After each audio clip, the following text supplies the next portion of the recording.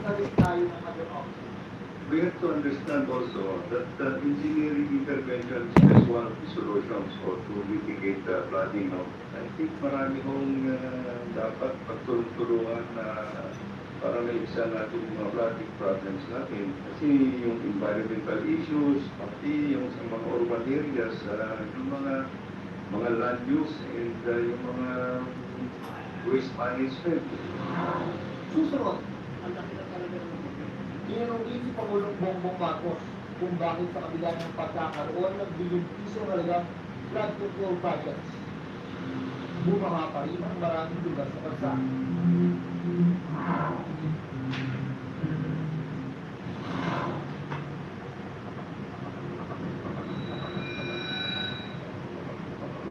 Ang laki na talaga ng tubig. Tinanungin si Pangulong Bongbong Marcos kung bakit sa kabila ng pagkakaroon ng bilyong piso halagang flood control projects, bumaha pa rin ang maraming lugar sa bansa. Tingnan ninyo ang statistic.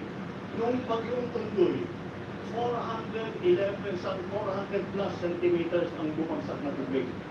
Dito sa Christine, ang bumagsak na tubig is about 700 plus. Halos doble ng Tunggoy. Kaya yung flood control, ginawa natin para sa mga baha kagaya ng Tunggoy. Nagbago talaga ang panahon. Dito lang November 6, dinilaan sa Senado ang pondong inilaan para sa mga flood control project na umabot na raw sa higit 500 billion pesos sa loob ng 3 taon. Ang budget ng ating pamahalaan for flood control alone, kasama ang DPWH, MMDA, climate change, commission, DENR, etc., ay tumatagiting ng 1,444,000,000 a day. So, gusto natin na-check at malaman saan ba ito napupunta. Paano po yun? Papalag po tayo mga panahon ngayon. Papalakas na papalakas yung mga bagyo. Paano po mga naghahanda sa mga ganang sinabi? So we have to review yung fundamentals on engineering designs, yung mga ganun po. Siguro, dadagdagan po namin yung mga parating test namin. So make yung mga projects namin resilient at para sa climate change phenomenon. Kung ginagamit namin ay 25-30 years return period, siguro gagamit kami na 50 years return period.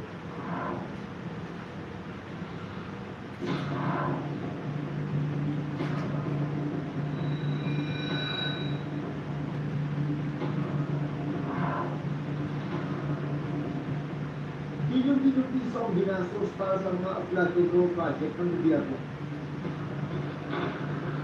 Pero malinaw na hindi naging epektibo ang ilan sa mga ito. Kaya nalubog sa baka ang marami. Pagbaha na nilululot ang pagkasira sa maraming kabahayan. Pagkawasan ng ika-alkalya kabuhayan at libro para sa mga mamamayan. Hanggang sa susunod na Sabado, ako si Maki Pulido. Ako si June Balarasyon at ito ang Reporters Notebook.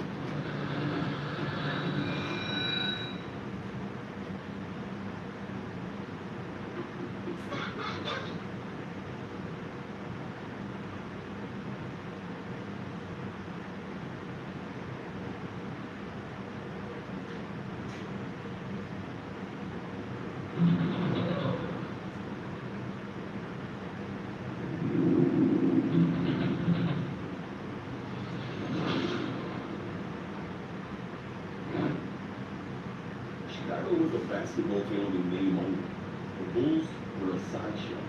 Tickets given away with gas station fill-ups, games played at the arenas, a team buried beneath baseball box scores, and Walter Payton headlines. Then, in 1984, a 21-year-old woman stepped into the locker room.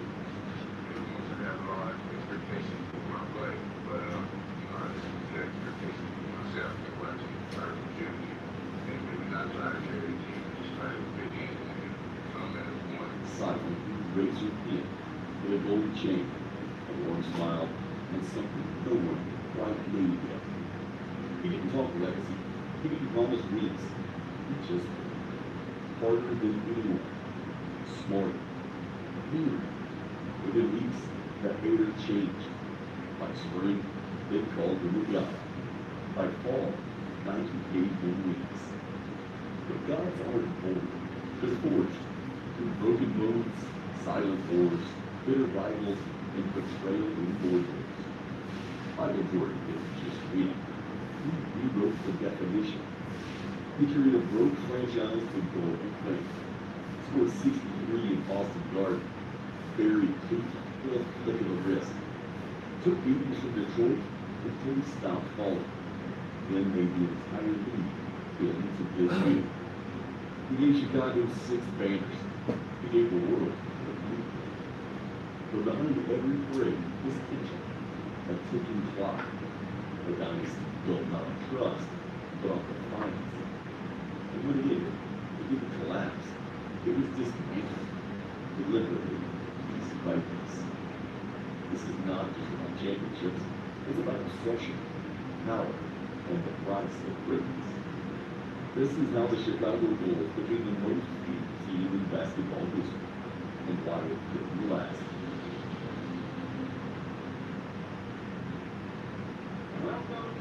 The 1984 NBA draft didn't break the internet. There wasn't. No social media account. Just suits, paperwork, and war rooms filled with scouts hoping they guessed right. Houston took Hakeem Olajuwon first overall. No one blinked.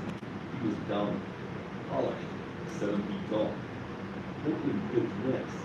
They already had Clyde Drexler, so they passed on a shooting guard and chose Sam Boone, a 7-footer with fragile legs and 2 that left Chicago at number 4. The Bulls were a bottom-feeding team with no direction and even less identity. Their owner was tired of losing money. The general manager was tired of losing games. So when the skinny 21-year-old from North Carolina was still on the court, he didn't hesitate. Pampatulog became a board. The franchise had drifted into obscurity. The Chicago Stadium was more ghost town than Cleveland. The Bulls' most marketable face was Orlando Woolridge, a high-flying 6'9" forward who could score but couldn't carry.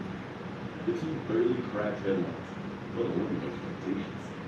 But the moment Jordan hit the court, the air changed. He was something else, something urgent, quick as a blink, smooth like silk over ice. The rookie year wasn't good. It was absurd. 28.2 points per game. Explosive transition dunks. Mid-air contortions that seemed to pause time. Every night, it was a new highlight, a new moment, a new belief. Nike rolled out a campaign and called it Air Jordan. The name stuck because the world had never seen anyone hang like that before. The Bulls were no longer invisible. They were on fire. But greatness comes with a price. 3 games into his second season, Jordan came down wrong. A routine play, a sudden crack. He broke his left foot, specifically the meningeal, the kind of injury that can steal careers in silence. Doctors told him to rest. Management agreed. 9 months, no exceptions. But Michael didn't wait. He went home to North Carolina and started playing again, quietly. Full-court pickup games against college kids at UNC. No trainers, no permission, no insurance. Just him, a gym, and what he could be for. He hit the games for the Bulls because he knew they'd try to stop him. When he returned to Chicago, he was asked. He demanded to play. But Bulls owner Jerry Reinsdorf and GM Jerry Krause, already terrified of the injury, slapped a hard minutes restriction on him. 7 minutes per half, no wiggle room, no debate. Jordan hated it. Still, they scraped into the playoffs. 30 wins, barely enough to qualify. Their prize, the 67-win Boston Celtics. Larry Bird, Kevin McHale, Robert Parrish, a shocker. Game 2, Boston Garden. Michael Jordan explodes. 63 points.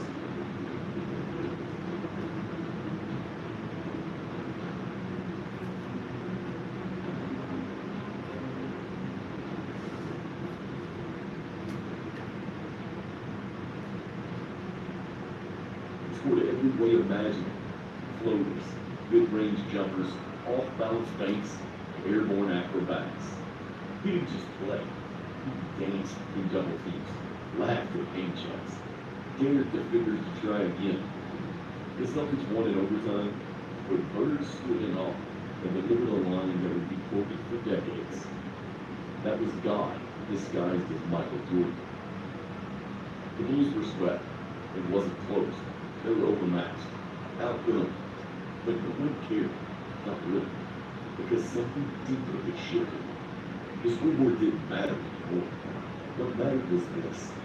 This is his second season. Injured, limited, doubted. Michael Jordan had stepped into the Lions' den and set it on fire. The Bulls didn't have a roster. They didn't have rings.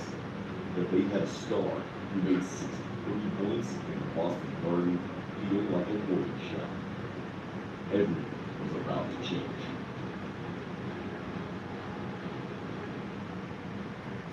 The Bulls had found their future in Michael Jordan, but in 1986, they were still searching for a way forward.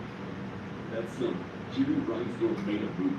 He hired Doug Collins, I think I'm a player's coach. I don't yell. I don't scream. a young, intense coach, just 35 years old. Collins had been a gritty NBA player himself. He understood the hunger Jordan played with. He promised to build a system around him. Jordan was ready. He recovered from the broken foot. He tore through the 1986-87 season with an unbelievable through 37.1 points per game. His story, night after night, lit up the league like a smart hitting basket. 50-point games became routine. 60-point games became rumors of legend. Crowds packed arenas just to watch it burn. But brilliance had its limits. The Bulls still lost more than they won. No help, no gap, no chance. Jordan was a one-man revolution, but it wasn't enough. Jerry Krause knew Jordan needed us to cast. So in 1987, he drafted Scottie Pippen and Horace Grant. But I think that we have found this good franchise and it's probably a history not only thousands of good dollars for because of all the tools and those powers and the crowd. They were projects, raw, wide-eyed, unsure. Pippen had arms like vines and a handle that needed taming. Grant was pure muscle with no polish. At first, they floated at the edges of Jordan's orbit, learning, surviving. Meanwhile, Collins pushed Jordan hard. Every possession ran through him, every shot, every decision. He was MVP and Defensive Player of the Year by 1988, the first player in a generation to dominate both ends of the floor. It was breathtaking. It was unsustainable. The playoffs showed the truth. In 1988, they beat Cleveland in the first round. Jordan played hero every night. But then they hit a wall against the Detroit Pistons. The Bad Boys played a different story. Elbows, forearms, blood under the rim. They invented the Jordan rules. Cut off the lane, force him left, hammer him when he jumps. It wasn't basketball. It was survival. Chicago wasn't ready. The summer of 1988 brought another team. Jordan sharpened. Pippen and Grant grew stronger. By 1989, Chicago wasn't just hanging around. They were hunting. First came Cleveland again. This time, the Cavaliers were favored. Deeper roster, home court, better record. But Michael Jordan didn't care about odds. Game 5, final seconds, Bulls down by 1. The ball inbounded to Jordan, who sprinted toward the foul line. Craig Elo chased, left desperately. Jordan rode high. Hung the air just a fraction longer. Released, switch. Jordan pushed the air as he hit glass. It wasn't just a shot. It was a seismic shift. The Bulls weren't underdogs anymore. They were a problem. They rolled in the Knicks. They reached the Eastern Conference Finals. Detroit was waiting. Again. And even though the Bulls pushed it harder than ever, 6 brutal games, it wasn't enough. And yet, the Jordan's grip tightened. Jordan slumped off the floor, exhausted. curious, wounded. Then, the unexpected. Just weeks later, July 10, 1989, Jerry Krause fired Doug Collins. No farewell tour, no time to argue. Fellow. Place, Phil Jackson. Quiet, measured, with a plan to take the ball out of Jordan's hands and give it back to the team. The triangle offense, Tex Winter's brainchild, assistant coaches facing trust, patience. Triangle was formed between forward 2, guard 1 is now moved to corner, and center 5 and forms 8 passes of triangle. Everything Jordan had learned to feel loud. Michael Keating. But deep down, he knew something had to change. The Pistons weren't going to let it fly open. He had to go through. And the Bulls were about to become something even more dangerous than a superstar of the drug. They were about to become a real team.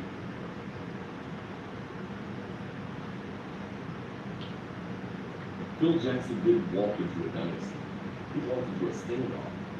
Michael Jordan was the best player in the world. The only player, really, who could pull miracles out of broken plays. He won an offense that told him when to move, when to pass, when to wait. He wanted the ball. He wanted control. But Phil wasn't here to build a team around one man. He was here to build around an idea. The triangle offense wasn't flashy. It wasn't easy. It demanded sacrifice. 5 players moving in harmony, constant motion, reading the defense, not forcing it. To Jordan, it sounded like a leash. To Tex Winter, who set aside Phil's swimming plays in the yellow legal pads, it sounded like salvation. There were arguments, meetings that ended with doors slammed, silent standoffs in practice. Jordan didn't trust systems. He trusted himself. But something started to happen. Scottie Pippen grew more confident with the ball in his hands. Horace Grant became a weapon in the short corner. John Paxson found open looks. Bill Cartwright anchored the post. The ball moved faster. Defenders couldn't load up on Jordan anymore because the threat was everywhere now. The Bulls weren't Michael and anymore. They were becoming a machine. Still, transformation wasn't clean. It never is. The 1989-90 season was brutal. The Bulls won 55 games, but every step forward felt like a fist fight. Every loss reopened old doubts. Every win barely covered the friction. They reached the Eastern Conference Finals again, standing once more face to face with their tormentors, the Detroit Pistons. Only this time, the rivalry wasn't just physical, it was personal. The Jordan Bulls returned, sharper, meaner. Detroit hammered Jordan on every drive. Double-teamed him at the elbows, dragged him to the floor on rebounds. Pippen, expected to be the second sword, faltered at the worst moment. In Game 7, he suffered a migraine so blinding he could barely see the basket. He scored just 2 points. It was, just something that I feel that just came over me, and I just wasn't able to produce. And, I just hope that it doesn't happen again. Jordan tried period, but it wasn't enough. Detroit crushed Chicago, 93-74. Another season shattered. Walking off the floor that night, Jordan wasn't just frustrated. He was humiliated. His teammates looked small, his body big, his faith consistently breaking. But Phil Jackson saw it differently. The team wasn't broken. It was being harmed. Detroit taught them something they couldn't learn from winning. How to suffer, how to survive. Michael Jordan had given everything he had, yet it still wasn't enough. The Bulls had no choice but to evolve, working forever. Kaya ba, mag-chow kinuha ka namin. Sarap mag-chow. The summer of 1990 wasn't a vacation for Michael Jordan. It was a funeral for weakness. He didn't pout. He didn't point fingers. He went into hiding, into exile, into war with himself. He transformed his body into armor, thick, strong, mean. Weightlifting became a religion. Endurance drills replaced pickup games. If the Pistons wanted a street fight, Jordan would bring a steel jaw, paired fist. The Bulls followed. Pippen trained like a man obsessed. Horace Grant added muscle. The entire roster covered. They didn't want sympathy. They wanted blood. When the 1990-91 season kicked off, Chicago wasn't just better. They were different. The triangle offense, once clunky and represented, now flowed like a living organism. The ball zipped from wing to post to corner without hesitation. Jordan still has it, still soaring, but now he didn't have to carry everything. Pippen was an all-star. Grant was a force. Paxson became deadly in open space. Cartwright took the wins inside. The regular season was a coronation. 61 wins. Jordan won his second MVP. But awards didn't matter. April mattered. May mattered. Detroit mattered. In the Eastern Conference Finals, the Bulls were foolish. They didn't worry about the Jordan Bulls. They absorbed every elbow, every cheap shot. They didn't retaliate with fist, or retaliated with execution. Game 1, Bulls by 8. Game 2, Bulls by 12. Game 3, Bulls by 18. Game 4 was supposed to be a Pistons street brawl. Instead, it became a feud. With seconds left in the fourth quarter, and the Bulls up double digits, Isaiah Thomas, Bill Embiid, and several Pistons walked off the court. No handshake, no congratulations, just bitterness and retreat. Cameras caught them slipping away before the final buzzer. And it wasn't just defeat, it was surrender.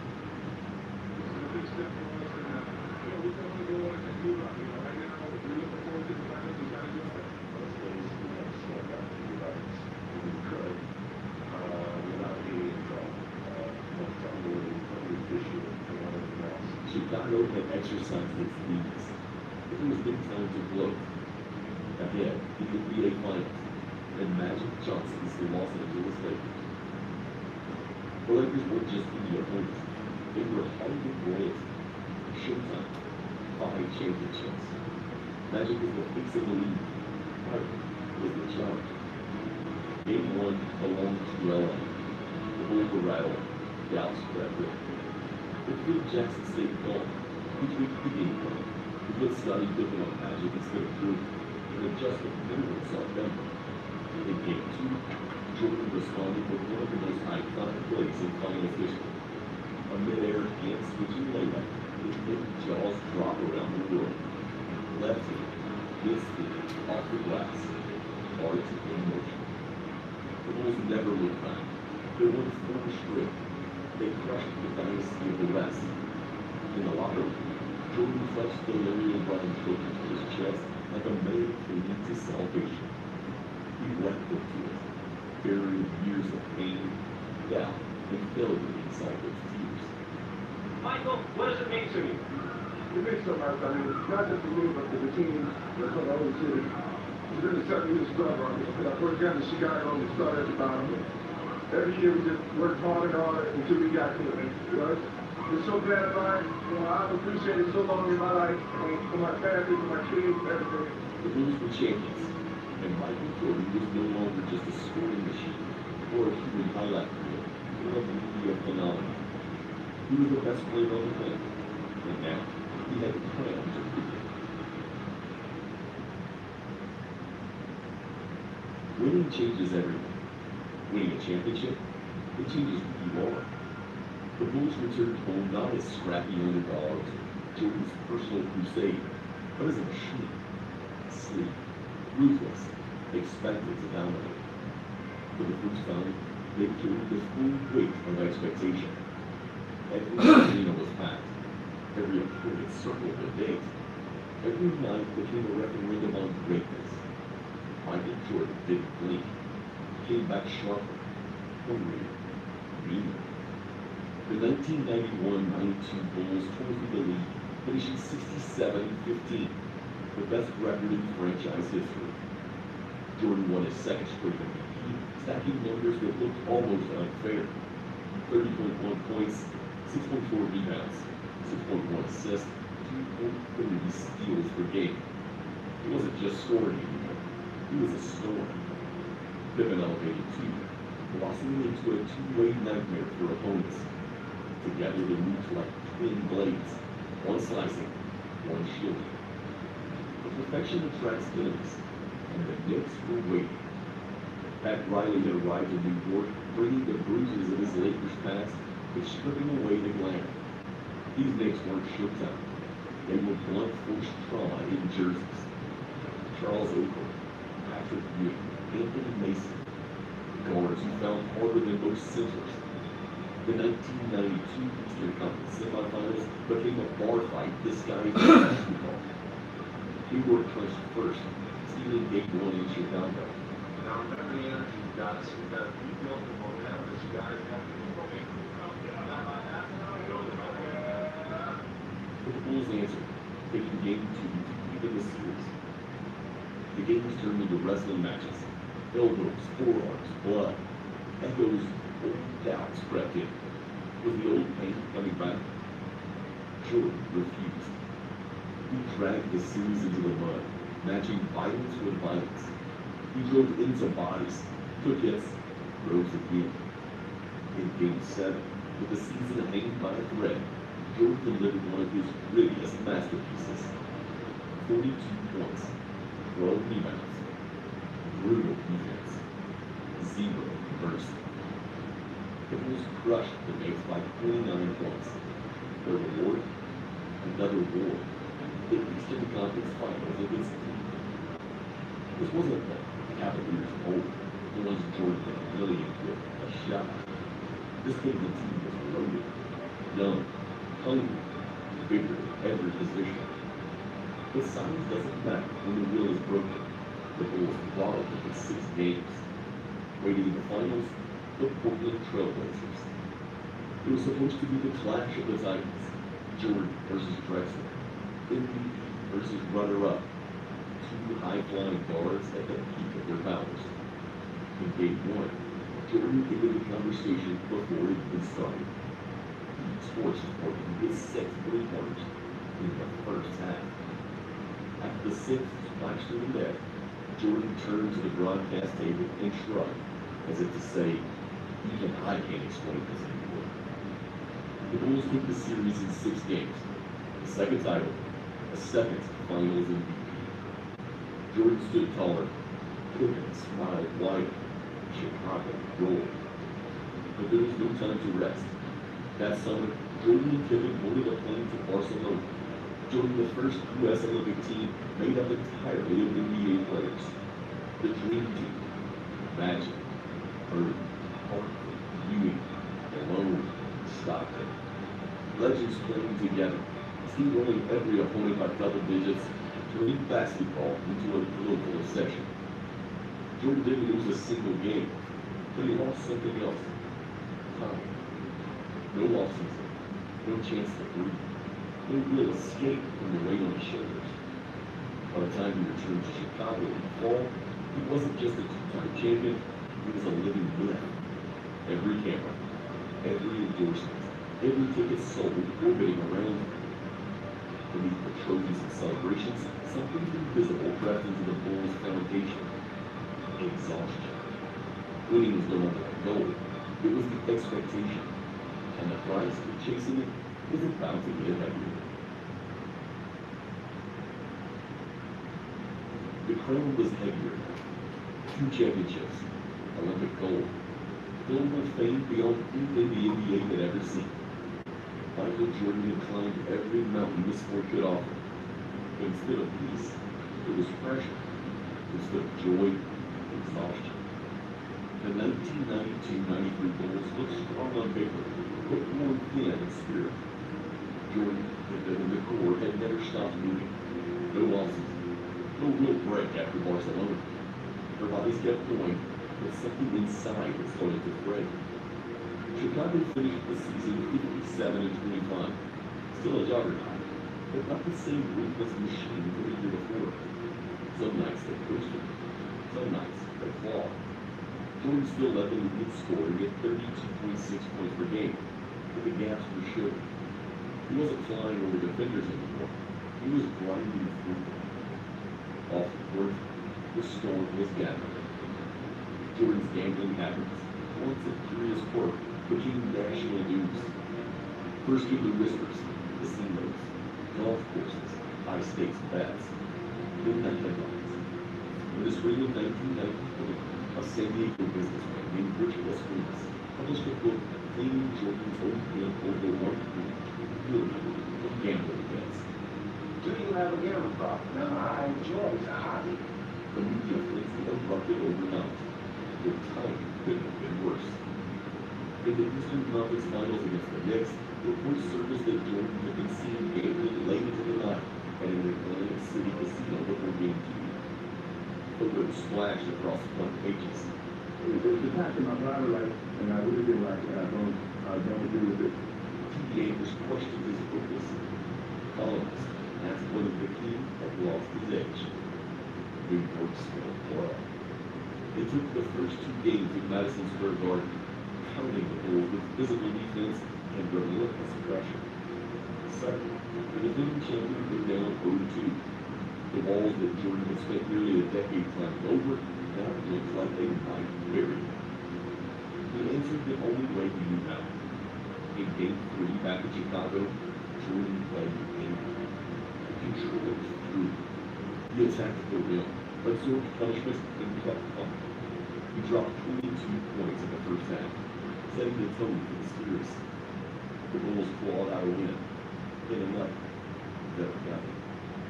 Game 5 in New York was the turning point, an ugly, brutal battle. Jordan put up 29 points under the brightest, harshest lights of his career, silencing a Madison Square Garden crowd that had come ready to celebrate his haul.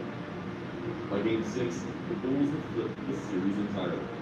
They closed out the Knicks at home, bloody, brutal, unbroken. Jordan was still standing, but there was no time to exhale.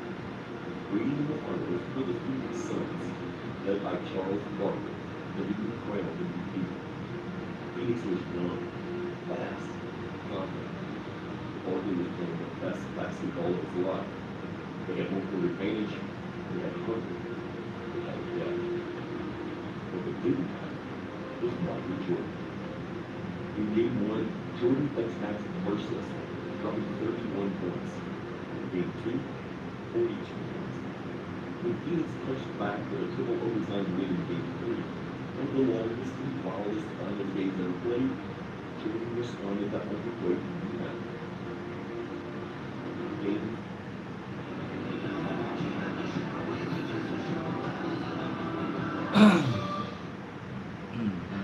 Pinagbilang ang mabuting asal na ikinig mo. Ang sulit sa sustansya, manood cheesy. Manood, isang taong na at hihigit pa. 84, 55 points. The second highest scoring performance in NBA Finals history at the time. He didn't just score, he carved Phoenix apart, play after play, without hesitation. By Game 6, the Bulls were battered, but within reach of a third straight title. In the final minutes, Phoenix led 98-96. The Suns packed the paint, daring Chicago to find a way. Jordan brought the ball up. He swung it to Pippen. Pippen attacked the lane, pulled defenders with him, and kicked it to Horace Grant near the baseline. And fired the ball out to John Paxson, who was waiting behind the three-point line, just right of center. Paxson caught, released, swish. The Bulls took a 99-98 lead with 3.9 seconds left. Phoenix had one last chance. Kevin Johnson broke the lane, but Horace Grant met him in a race to the shot. Time expired. 3 straight championships. Jordan stood in the chaos, arms raised, exhausted, victorious. The confetti fell again. The cameras flashed at him. But something inside him didn't celebrate. Not really. Because this time, the journey hadn't fueled him. It drained him. All the battles, all the victories, all the applause, they no longer filled the spaces they once did. Something was broken. And Michael Jordan knew it. He just hadn't said it out loud yet. Can you imagine it? Actually.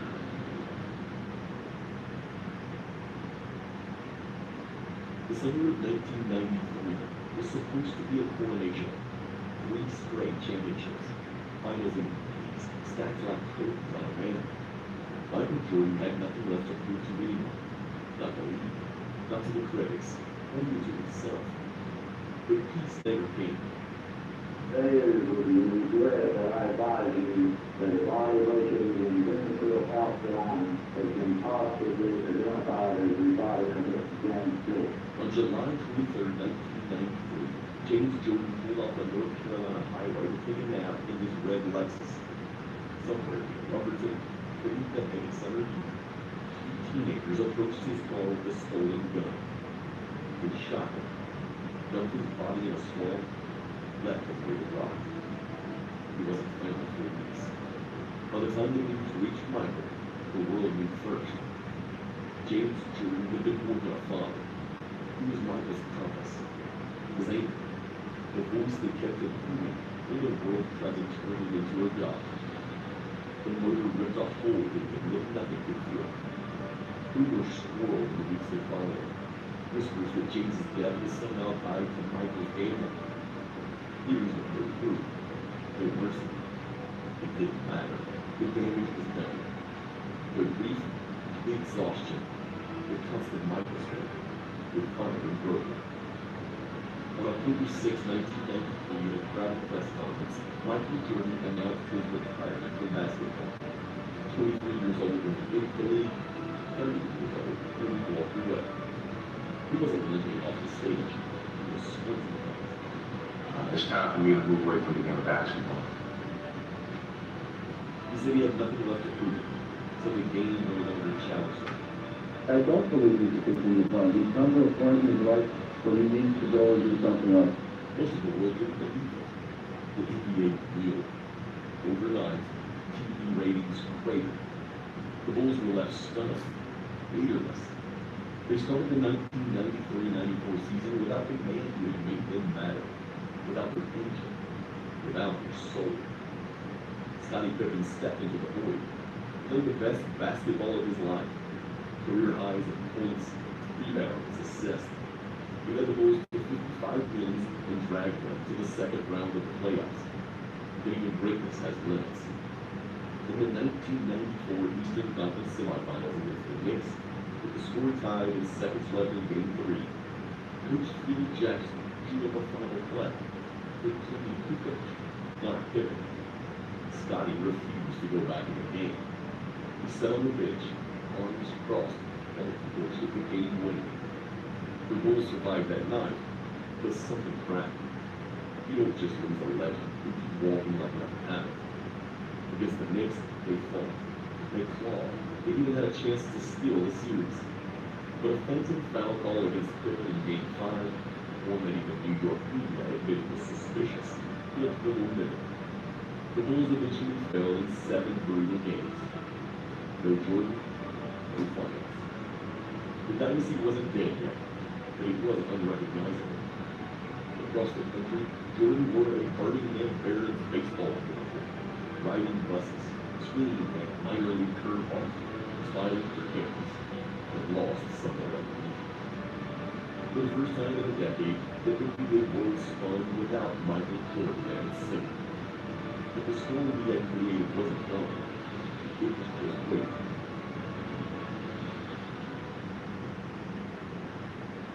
Marty's here, his body's here. He is very happy competing at this level, trying to get to the major league. Michael Jordan was gone from the NBA, but he wasn't sitting still. He was in Birmingham, Alabama, chasing a different dream, wearing cleats instead of sneakers, swinging a bat instead of fist. The Birmingham Barons, double-A, minor league baseball, long bus rides, small stadiums, cheap hotels. Jordan didn't care. In his mind, he wasn't escaping basketball.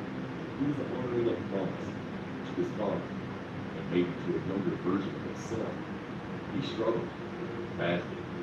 Fastballs flew past him. Breaking balls spun into the knots. He batted .202, hit 3 home runs, struck out 114 times.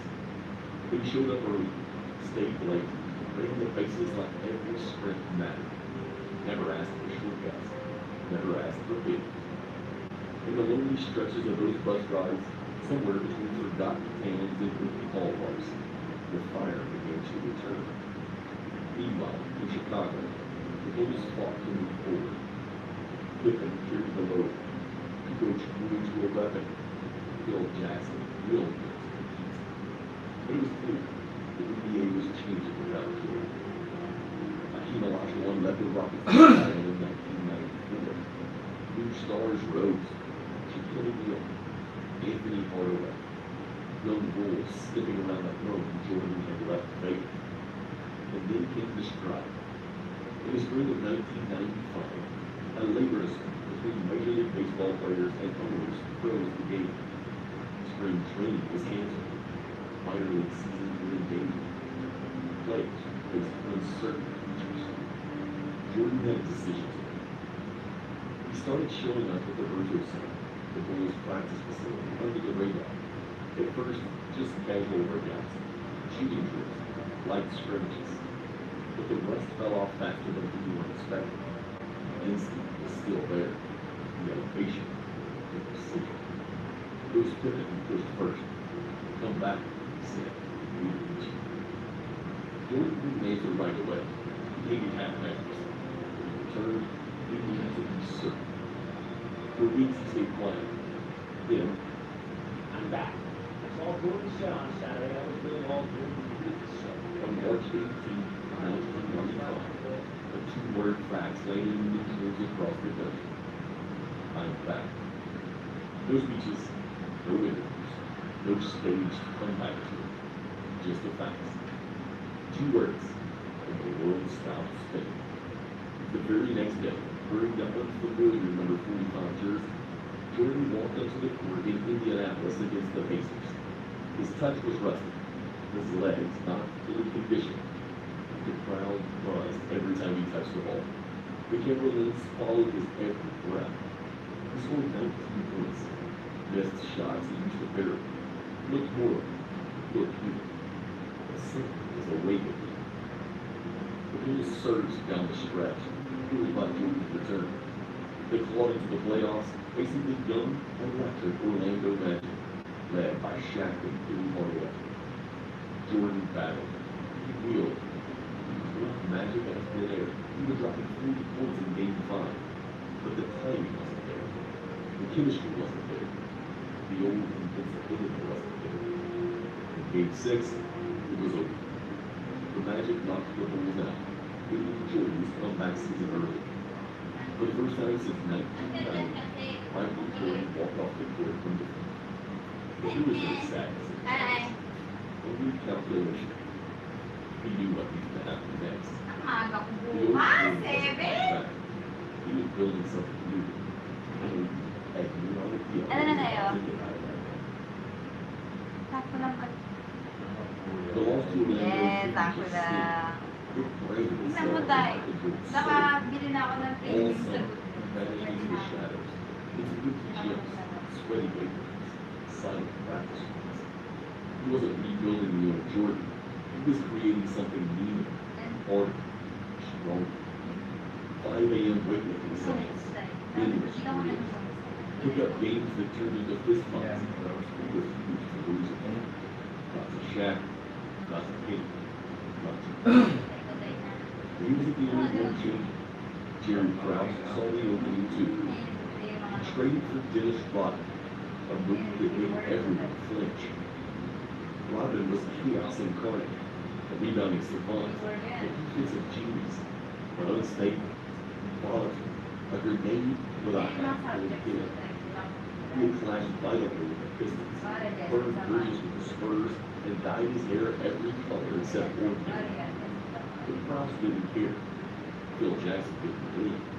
And Jordan, after a brief, ice-cold meeting, gave his blessing. If they could harness Rodman's madness, the Bulls would just be good.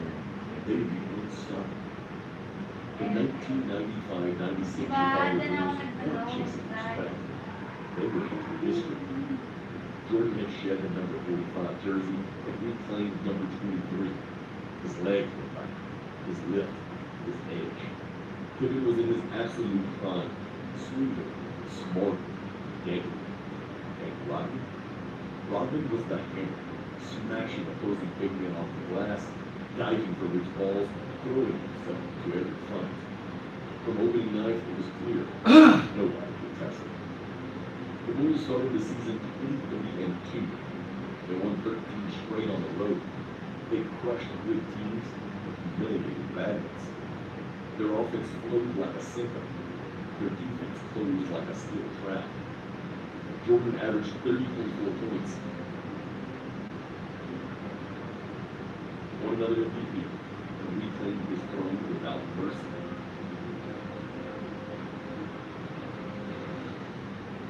Pippen nearly averaged a triple-double some nights. Rodman led the league in rebounding by a mile, driving balls over centers half a foot tall. They closed the regular season with 72-10, the best record in NBA history, a mark nobody thought would ever fall. But 72 wins means nothing without the triple.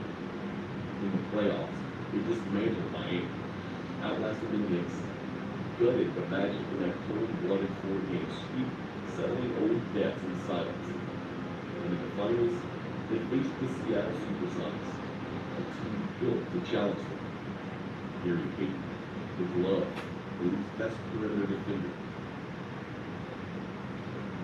Sean Kemp, a walking explosion, dunking through gravity itself. For the first 2 games, Jordan smothered Seattle before they could even breathe. The Bulls jumped out to a 3-0 lead, putting one hand on the trophy by halftime of Game 3. Seattle fell back, stealing Games 4 and 5. Finally, they unleashed on Jordan.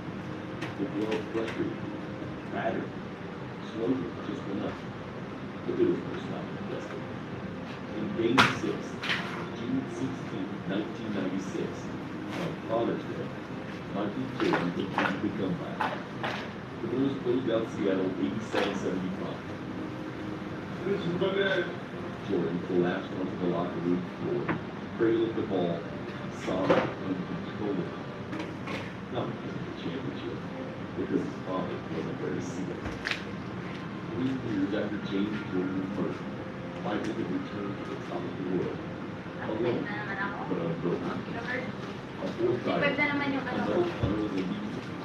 A team etched into history. 72 wins, a ring, empire. The Bulls weren't just champions, they were legends.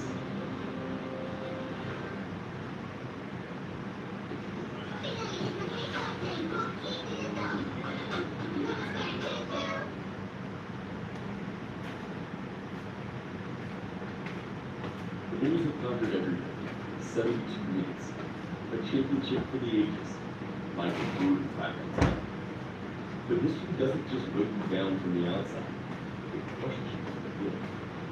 The 96-97 Bulls weren't chasing greatness anymore. They were defending every night under a microscope that never blinked. Winning didn't feel like a celebration. It felt like survival. From the outside, they still looked invincible. They started 42-6. They finished 69-13. Just 3 wins shy of their own record. Jordan was still short. Pippen remained the ultimate weapon, filling every crack, doing whatever the moment needed. And Rodman waged his own pride for it. On the court, he led the NBA in rebounding. Off the court, he spiraled deeper into chaos. Suspensions, absences, Vegas trips. He dyed his hair every color rebellion could imagine. He buried himself in a wedding dress. He was a headline machine barely held together by a basketball court. The Bulls survived it all, but the cracks were no longer invisible. Behind closed doors, Jerry Krause, the Bulls' general manager, made it clear. He believed the dynasty's best days were already behind him. He believed he could build faster, smarter. Jerry started the negotiations last year with me. This was leaked that Phil Jackson's days were numbered. The bidding, the trading, the plot was expendable. In Krause's quote, players don't win championships, organization.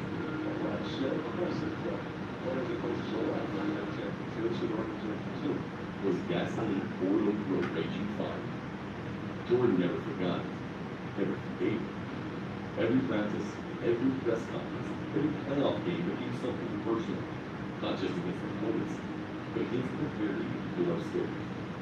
By spring, the Bulls limped into the playoffs, bruised and battered. They didn't dominate, they endured, battling past the bullets, outlasting the Hawks, gritting through the heat. Their reward? A final showdown with the Utah Jazz. Paul Malone, John Stockton, a team built on discipline, toughness, and perfect execution. Malone had just been named MVP, barely edging out Jordan, a slight he would not forgive. The series was brutal. Every possession felt like trench warfare. The team split the first 4 games, and then, Game 5, Salt Lake City. Jordan woke up violently ill. Flu symptoms, dehydration, vomiting. Doctors told him not to play. He played anyway. He dragged himself across the court like a man hunted by ghosts, pale, dripping, gasping for air. He scored 38 points. He hit the go-ahead 3 and then collapsed into Scottie Pippen's arms with less than a minute left. The Bulls stole Game 5, the 3-game, one of the most iconic performances in sports history. 3 nights later, back home in Chicago, the Bulls stood 1 possession away from another championship. The game was tied 86-86, 28 seconds left. Steve Kerr brought the ball up the court, cautious but calm. He passed to Scottie Pippen on the left wing. Pippen waited, found Jordan at the top. Utah blitzed him immediately, double teamed, suffocated pressure. Jordan didn't force it. He trusted. He fired the ball back to Steve Kerr, curling into open space near the free throw line. Kerr caught, rose, released. Swish. Bulls 88, Jazz 86. On Utah's final desperation inbound, Scottie Pippen kicked the pass away. Tony Kukoc scooped it up and raced for a thunderous breakaway dunk as the buzzer blared. Final score, 90-86. The Bulls were champions again. 5 titles.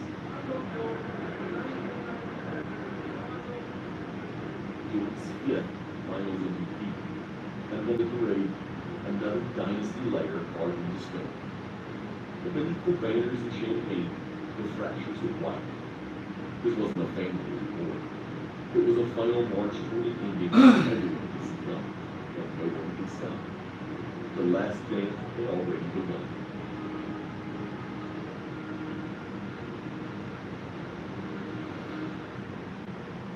I do sincerely believe in organizations as a whole. We have a sense of respect for the people who laid groundwork so that you can be a part of the organization.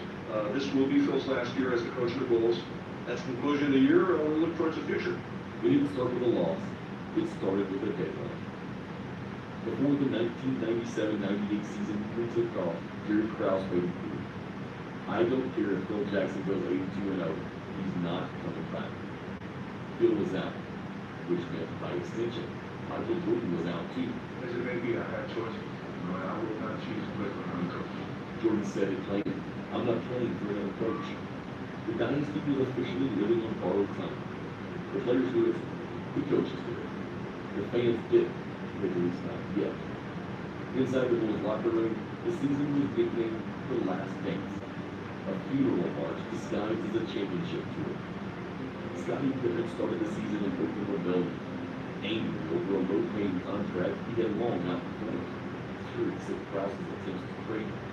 He delayed surgery on his injured foot until right before training camp, not to get healthy for the team, but at the point. Without Pippen, the Bulls stumbled early. Jordan carried the weight alone. Again.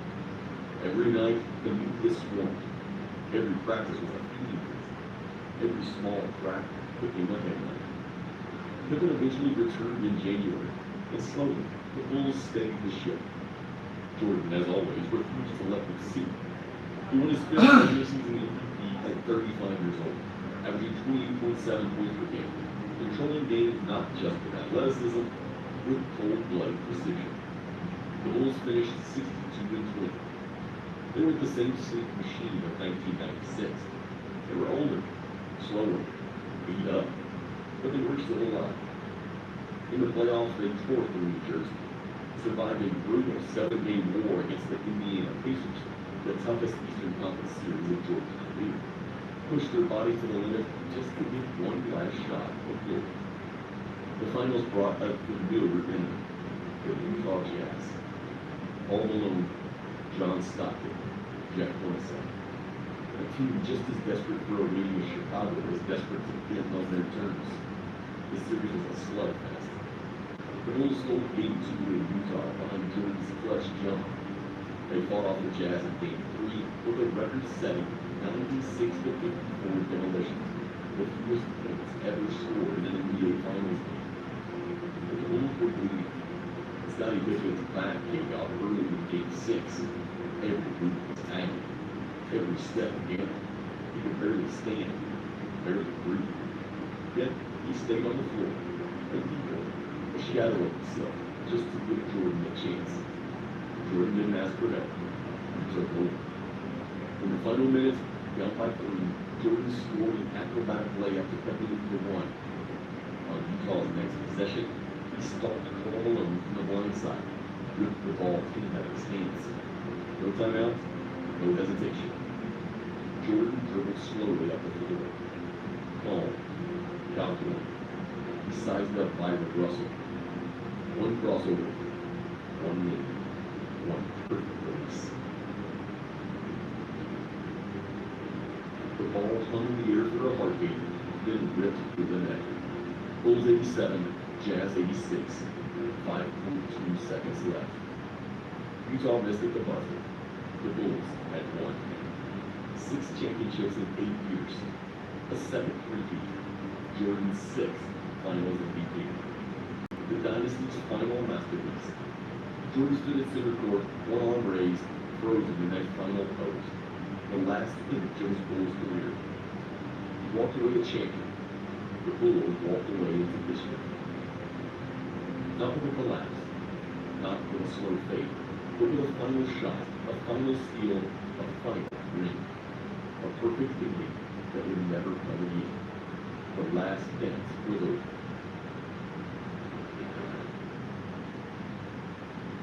There was a parade. 500 million people flooded Grant Park. The city roared, a sea of red and black. Jordan stood at the podium, holding the 6th trophy. It was a perfect ending on the surface, but underneath, the dynasty was already being dismantled. Jerry Krause had made it clear long before the finals even started, this was Phil Jackson's last season, no matter what. No contract extension, no second chance. No Phil meant no Jordan.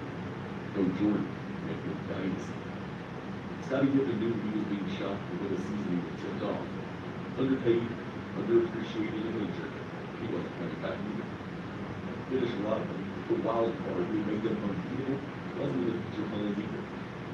The celebration in Grant Park was real, but it was also refuted. The dismantling began almost immediately. Phil Jackson resigned. Scottie Pippen was traded to Houston on a sign-and-trade deal.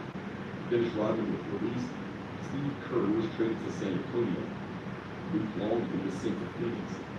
Michael Jordan always said he wanted to retire on top, and so he has. Today he made official the story that broke Monday night that he would not return to the Bulls after 13 seasons, 6 championships, and countless game highlights. And Michael Jordan, once again, walked away. Not because the game had passed him, not because he could dominate him, but because the soul of the dynasty had been flooded from within. He announced his retirement on January 13, 1999. This time, there was no comeback in Chicago waiting. The Bulls collapsed overnight. From 62 wins to 13, from sold-out arenas to empty seats, from dynasty to dust. Jerry Krause believed he would build it again. He never did. The players scattered across the league. Phil Jackson resurfaced in Los Angeles and built another empire. 5 more championships with Kobe Bryant and Shaquille O'Neal. Steve Kerr found rings in San Antonio, and years later, crafted his own dynasty in Golden State. Scottie Pippen battled through injuries and huge team in Portland, chasing one last dream that never came. Dennis Rodman spun into chaos and tabloid fame. And Jordan?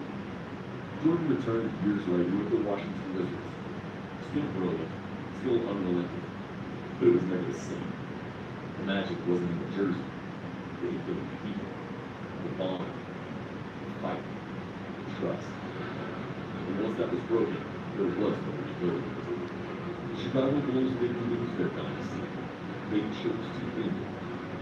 Not at the hands of their opponent, not because of time, but because of pride, because of power, because of the belief that dynasties are easy to recreate. They were not. The 1991 to 1998 Chicago Bulls didn't just win basketball games. They changed the world.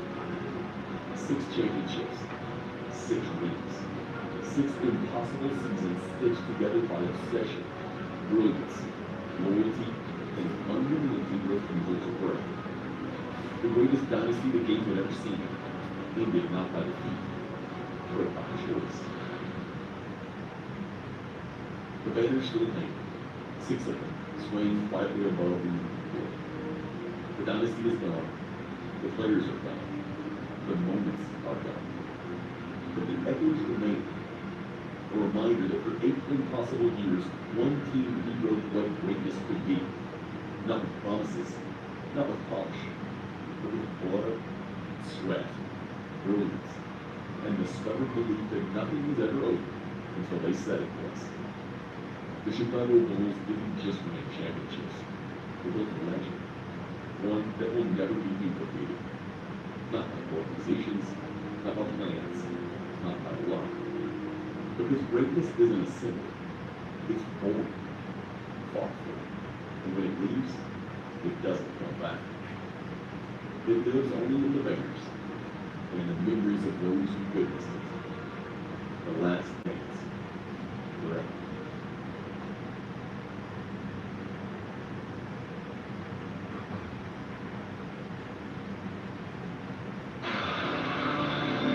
With the 13th pick in the 1996 NBA Draft, the Charlotte Hornets select Kobe Bryant from Lower Merion High School in Pennsylvania.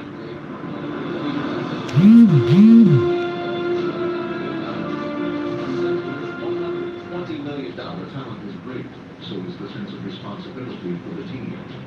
It's all on my shoulders, the young superstar thinks, so I'll have to do it all myself.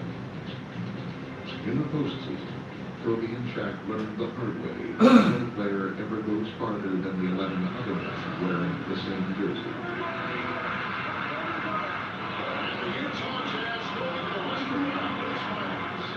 We succeed in this round of fail, and I'm so glad about not fail too many more times. Total domination by the experienced Utah Jazz against the youthful talented Los Angeles Lakers. Everybody was there. Everybody was sad. But I can honestly say we weren't close to winning a championship caliber team. I'm not going to say that the Spurs have better individual talent than the Lakers. I am going to say they have a better team. It's bad enough to get beat. That lose 4 straight games for the second consecutive year. That's not acceptable.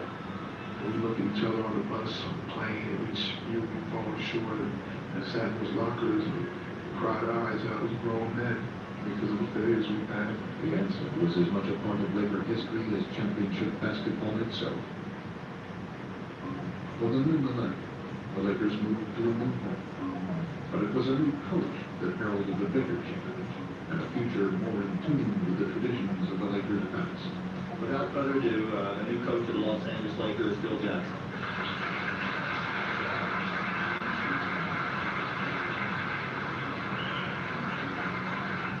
Phil Jackson had won 6 NBA championships as coach of the Chicago Bulls. But his impressive resume came with doubts that his unorthodox style would mesh with the Lakers' youthful stars. Really, I see something. Just pick a word. We're not even having a basketball. They'll run, they'll set a pick and spin, pivot, go, stop, change the direction. Like, without basketball. Like, practice layups, without basketball. It's weird. Jackson's first challenge was to get his new players to understand him. Then he still had to get them to unite behind him. There's kind of a Kobe faction on one side and a Shaquille faction on the other. You have to bring these guys together. There's some personal goals that we're standing in front of group goals. And that all had to be kind of figured out. There was a situation in which I was asking them to kind of fit into roles and demanded that the team to play more unselfish basketball. First time I where a coach came in and said, look, this is what you're going to do, this is what you're going to master. If you're not going to do that, then you're not going to be here. During the preseason, any early optimism appeared hopelessly misplaced.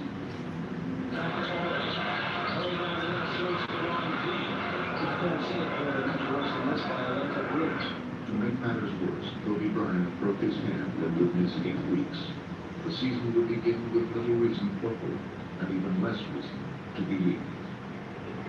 You guys have to rid themselves of old habits. You got to trust the staff, your teammates, and yourself that you can grow.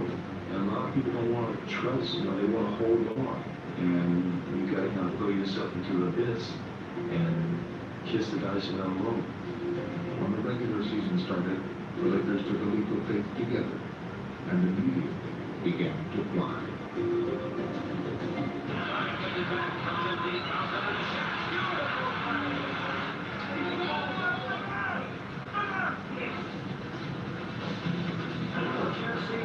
It's a different looking Lakers team that you see when the impact of Phil Jackson. That's the attitude. You have to share the ball. And sharing the ball, we get laid. Get easy shots. Veteran players with championship-level experience were added to help carry the message from the coaches to the court. When Kobe returned from injury, the Lakers' 21-year-old star also seemed more mature, instantly adapting to the new team-first approach. One of the first things Phil said was, it's not how hard you play. Because you can play with all the heart you play. It's how smart you play. It was vintage Laker basketball, as Kobe and Shaq came together like magic. Shaq got them the combo.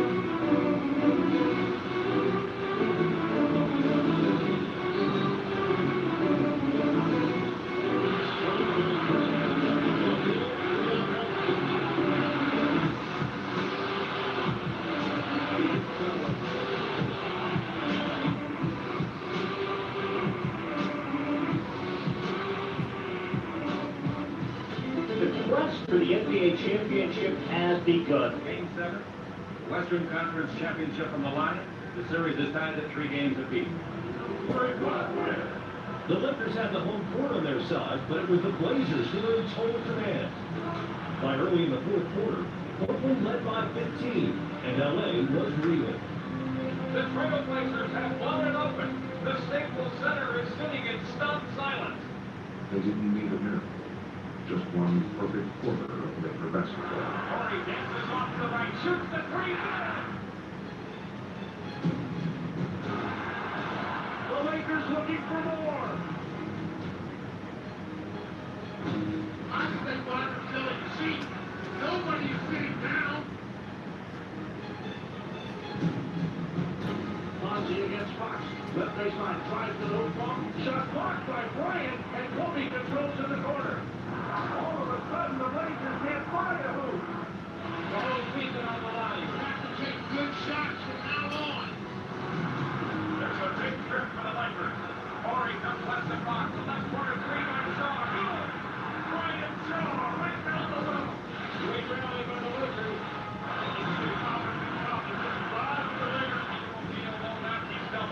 Shaw shooting the three. Good on the left side. Bryant Shaw brings the Lakers even at 65. 15 points in a row for LA. Lakers got this championship on the line. O'Neal has it ready to lead the jump.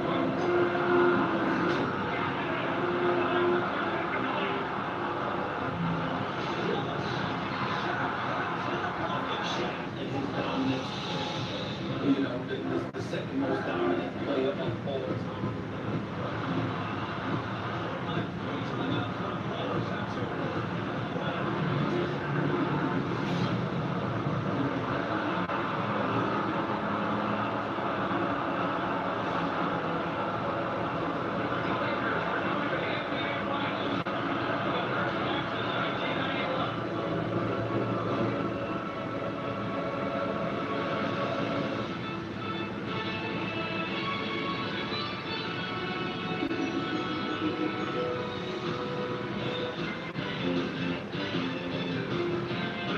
This is the NBA on NBC.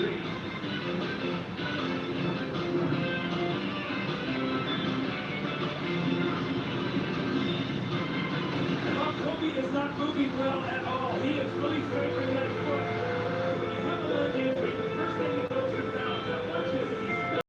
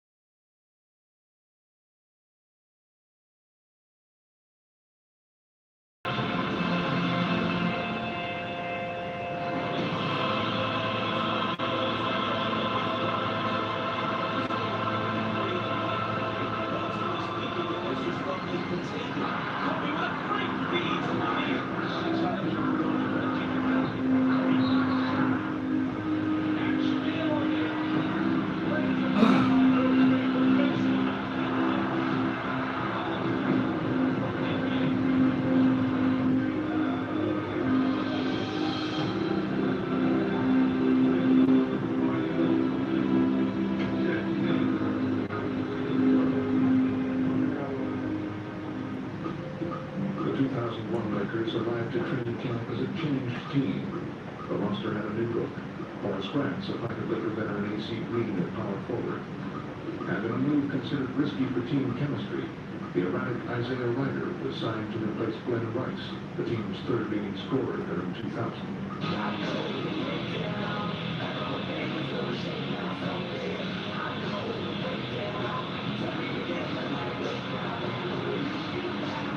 The Lakers soared upwards in the standings, storming past Sacramento to win the Pacific Division title.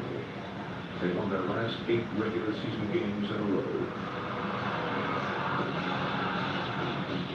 And their championship luster was back.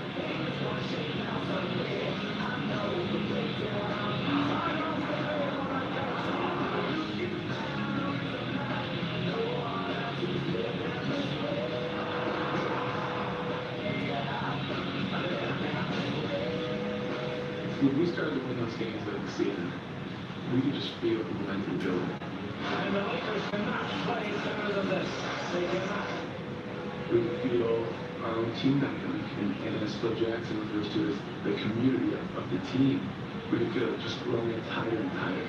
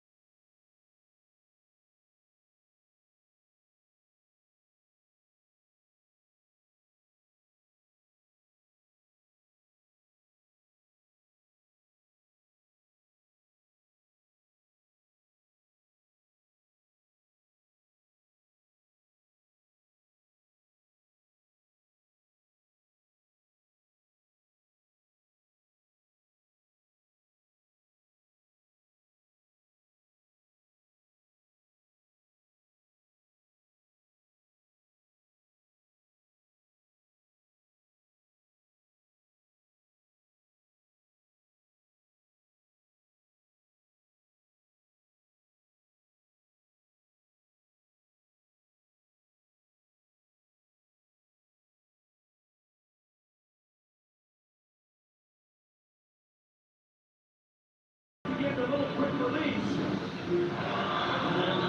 They'll see the Lakers looking strong against the Spurs, the Kings, and the Lakers. Up off the rim. Oh, man, what a dunk by O'Neal. Shaquille O'Neal. Goes baseline, shoots, scores, and he is fouled as O'Neal makes a power move. Back-to-back finals for the Los Angeles Lakers.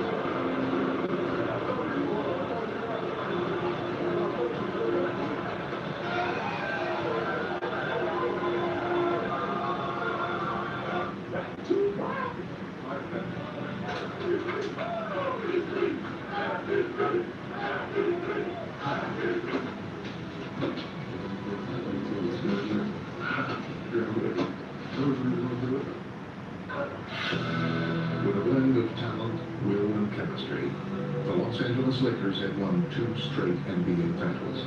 And with their championship formula intact, they set out together in their pursuit of history. Let's go for that three-peat. The Lakers would use the trust they had built in each other to see them through on the journey to a three-peat. Heading into the Western Conference Finals, the Lakers had lost just twice in their last 25 playoff games, and many had to wonder when they would even be tested. The challenge would come from the Sacramento Kings, who had spent years building a team to contend with the Lakers.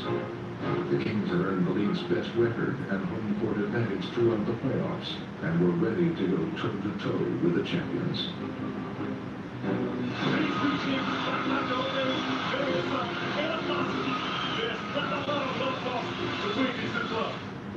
Last night about 2:30 in the morning, somebody called me and said, "Big fella, let's make history." And I was like, "Look, like it's big Kobe." And I told Kobe, "Let's come out, let's do it."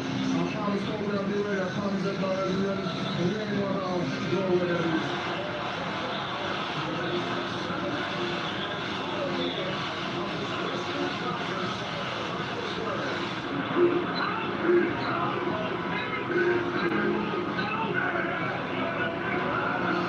This final round approached, it was clear that there was plenty of fight left in the Kings. Still, the Lakers would not easily surrender what was theirs, taking a slim lead in the fourth quarter. But the Kings would battle back, carried once again by their young point guard Mike Bibby, who was showing that he too had the heart of a champion. Right corner, Bibby, he fires.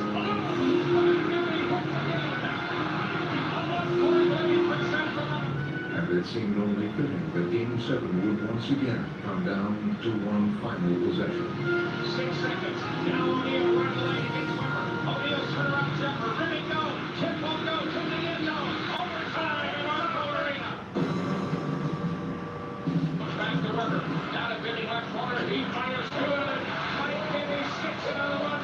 Sacramento by 2. In the closing moments, with the score tied, the Lakers were facing the greatest test of their 3-year run.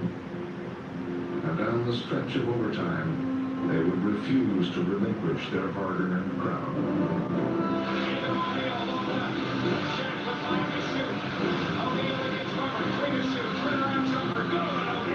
Lakers are up on the bench. They can all smell it now. First the inbounds to Weber underneath. Tipped away by the Lakers. Fisher has it. And here's Fisher in the front court. Gets it in with George. The game is over. And the series goes to the world champion Los Angeles Lakers. It's no surprise to see the Lakers here. They've been the NBA's dominant team in recent seasons, and they're already being mentioned among the great teams of all time. But the Eastern Conference representative is really a surprise. What it comes down to is stopping one man, the most physically dominant center, maybe the most physically dominant player ever to play in this game. Is Will Chamberlain reincarnated?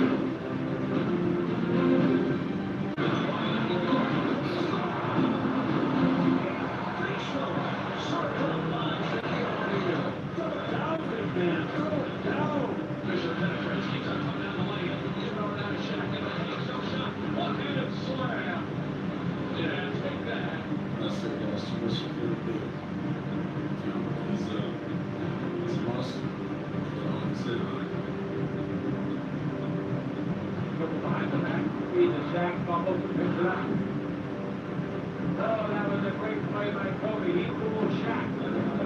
Do whatever we want. You cannot stop.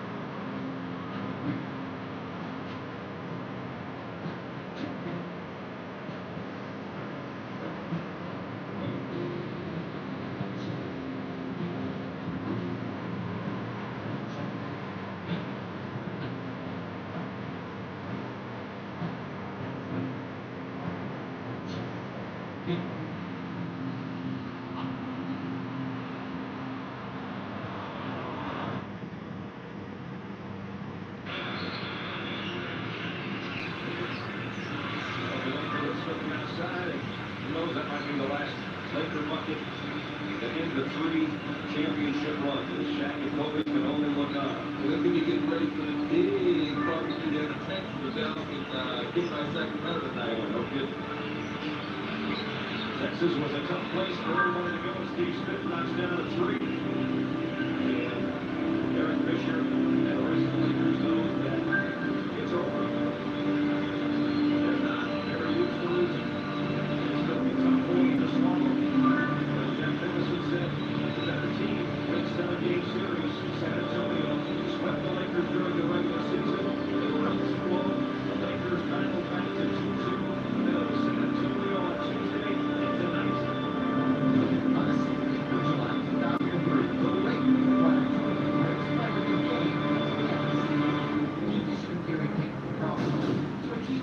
to remove from its third NBA title is many years. In LA, what many in the league call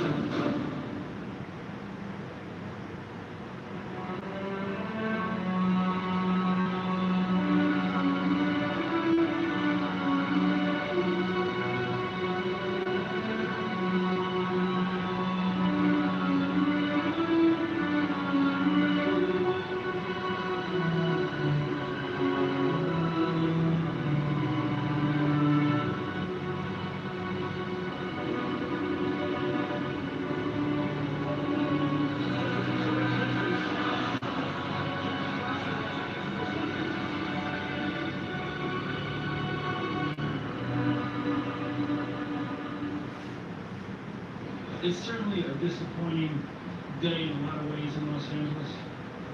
I mean, to say anything else, would not be telling the truth. Shaq's future is certain.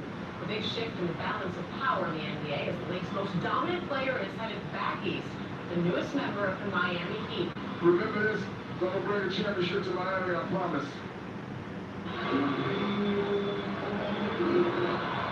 Jack with a little elbow, but never put the feet right over the top of Kobe's head. For the tip, you didn't even look at your former teammate Kobe Bryant. Why not?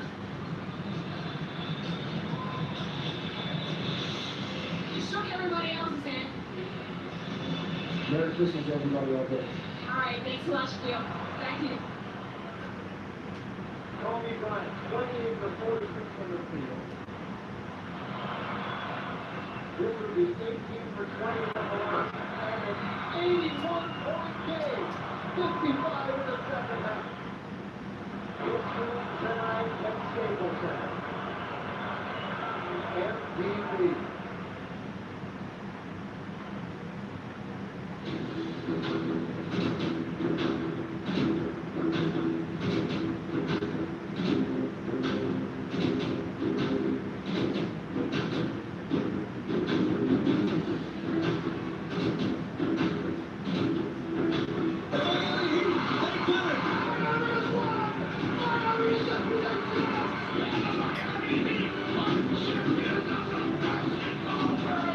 He promised a championship when he came to Miami, and he has delivered. Jack and Kobe actually acknowledged each other on several occasions prior to the open tip. They're going out of their way to show the world that they're getting on. It's simply the biggest NBA in-season trade so far this year, as the Lakers acquired talented big man Pampatulog.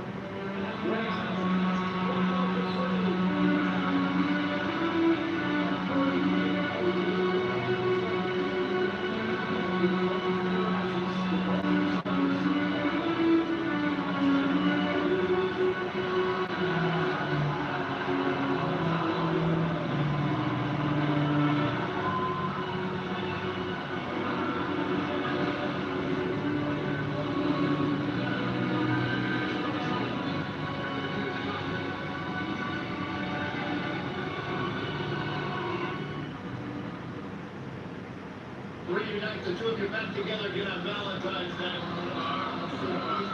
what's up, young boy? What's up, man? Hey, you believe when he said was on media employed by him to grab attention and take pressure off of you? Big Chief marketer? Yeah, you should say that all the time. You should say that all the time.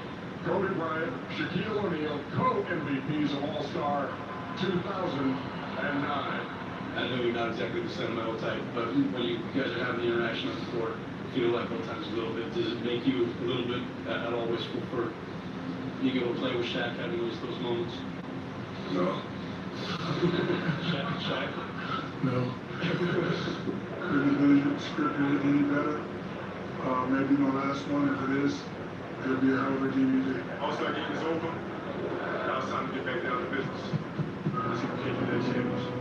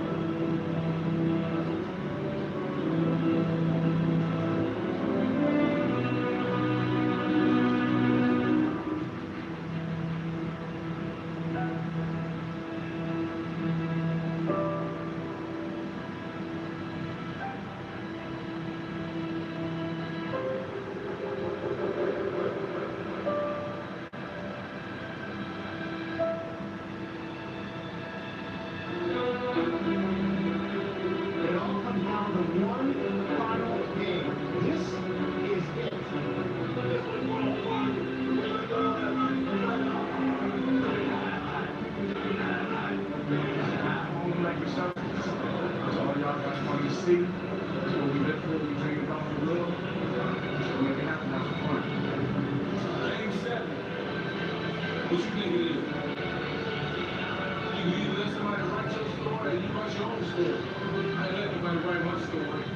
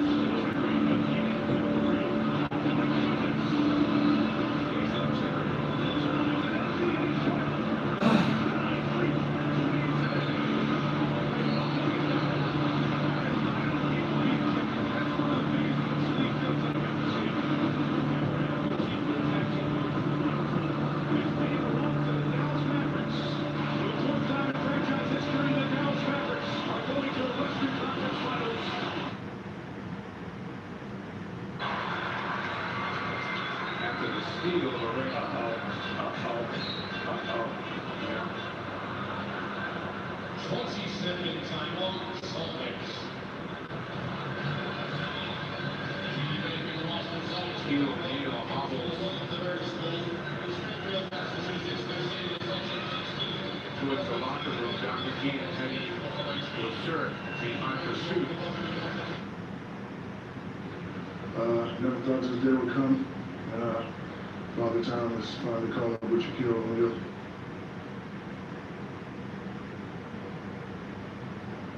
So at this time, I'd like to introduce the newest Los Angeles Lakers.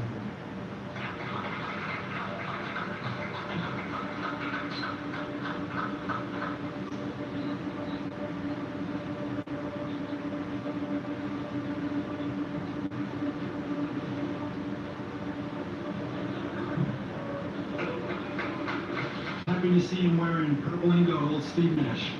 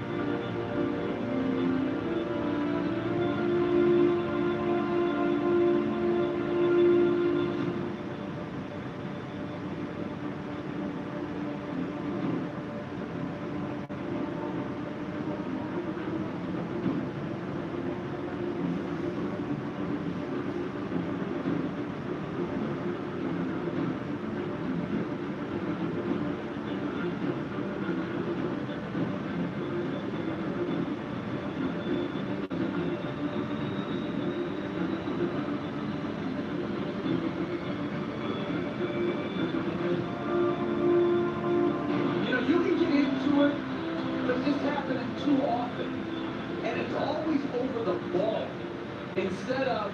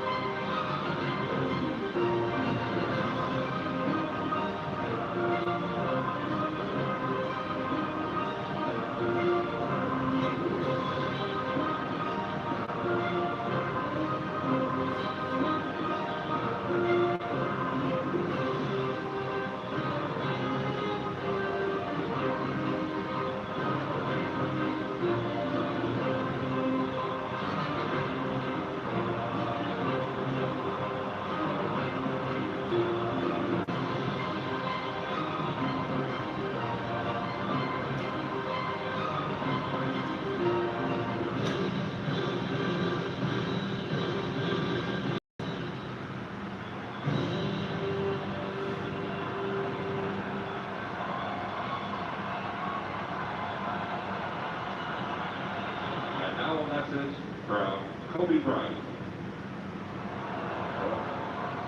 Amazing how time flies. Just gotta say congratulations to the most gifted physical specimen I've ever seen play this game, size and agility, and just natural talent. So I just have to say congratulations, and what you've done to this city, what you've meant to this city, has been absolutely historical. The run that we've had together. And I know you played for other organizations, but you'll always truly be remembered about playing for one. And that's here with the LA Lakers, man. Congratulations.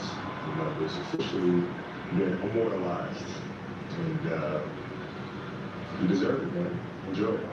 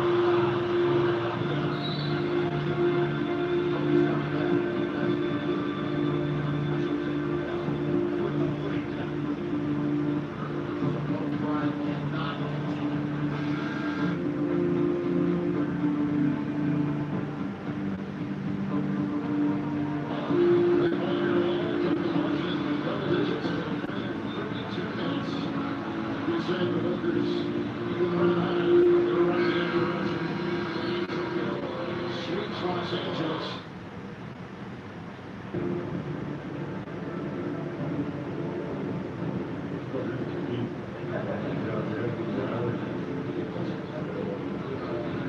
Play with my guys, play against my guys.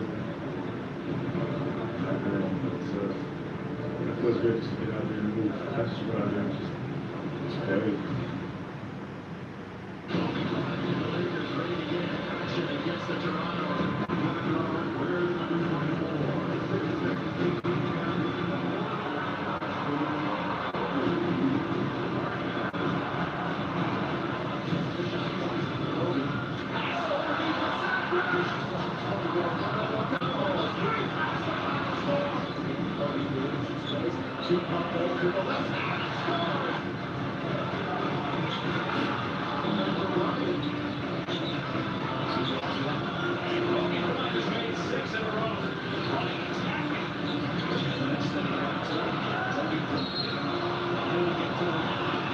number 24? With the region, where we have to collect Trevor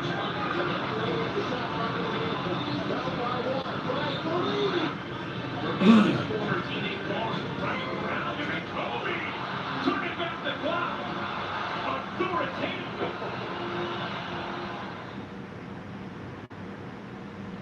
But I mean, if I had said, I wasn't getting a little emotional, I'd be lying. It's just a little different, in tournament. This is it, you actually voice it. It's out there. It's just finale to it. It's before.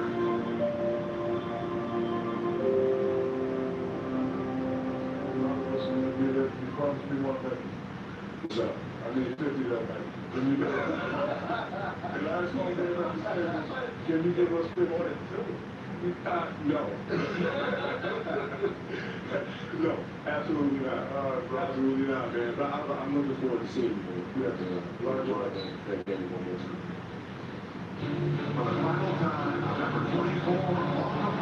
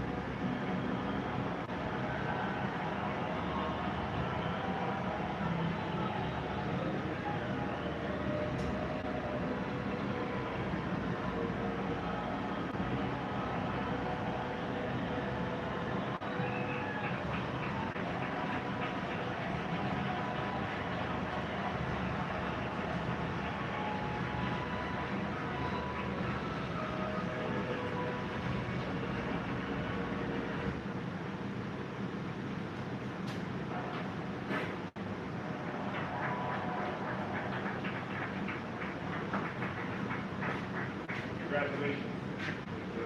Much love to you.